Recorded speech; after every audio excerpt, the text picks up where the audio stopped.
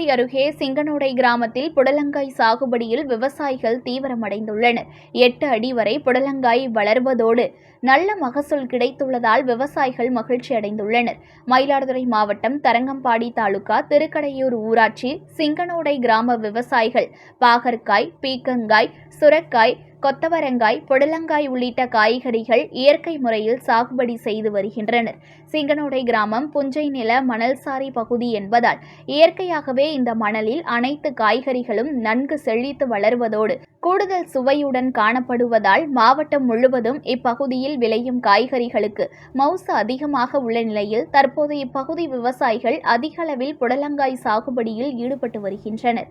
தற்போது பெரும்பாலும் சந்தைகளில் குட்டை ரக புடலங்காய் மட்டுமே அதிக அளவில் காணப்படும் நிலையில் நீண்ட ரக புடலங்காயை மட்டுமே இப்பகுதி விவசாயிகள் காலம் காலமாக சாகுபடி செய்து வருகின்றனர். தற்போது சந்தைகளில் குட்டை ரக புடலங்காய் விதை மட்டுமே கிடைக்கும் நிலையில் உள்ளதால் காலம் காலமாக நீண்ட ரக புடலை விதைகளை இவர்கள் பாதுகாத்து பயிரிட்டு வருகின்றனர்.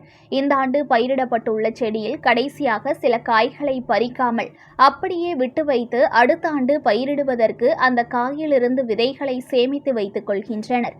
புடலங்காய் சாகுபடிக்காக நிலத்தை பக்குவப்படுத்தி அதில் கருங்கல் தூண்கள் கொண்டு பந்தல் அமைத்து பந்தல் கால்களுக்கு அடியில் சிறிய குழிகள் உருவாக்கி அதில் தொழு உரம் உள்ளிட்ட முற்றிலும் இயற்கையான உரங்களை மட்டுமே பயன்படுத்தி ஒரு குழிக்கு 4 விதைகள் மூலம் பல்வேறு குழிகள் அமைத்து அதில் புடலை விதைகளை விதைத்து நிலத்தடி நீர் மற்றும் குளங்களிலிருந்து தண்ணீர் இறைத்து பராமரித்து வருகின்றனர்.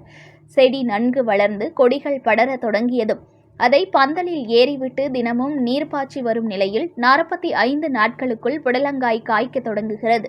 இவ்வாறு இப்பகுதி விவசாயிகள் புடலங்காய் சாகுபடியில் ஈடுபட்டு வருகின்றனர். இவ்வாறு இயற்கை முறையில் சாகுபடி செய்வதன் மூலம் புடலங்காய் நல்ல சுவையுடனும் அதீத சத்துக்களுடனும் காணப்படுகிறது. மேலும் இந்த புடலங்காய் செடிகள் 3 மாதத்திற்கு பலன் தருவதோடு ஒரு புடலங்காய் அதிகபட்சமாக 8 அடி நீளம் வரை வளர்வதால் சந்தையில் நல்ல விலை போவதால் இப்பகுதி விவசாயிகள் மகிழ்ச்சியடைந்துள்ளனர்.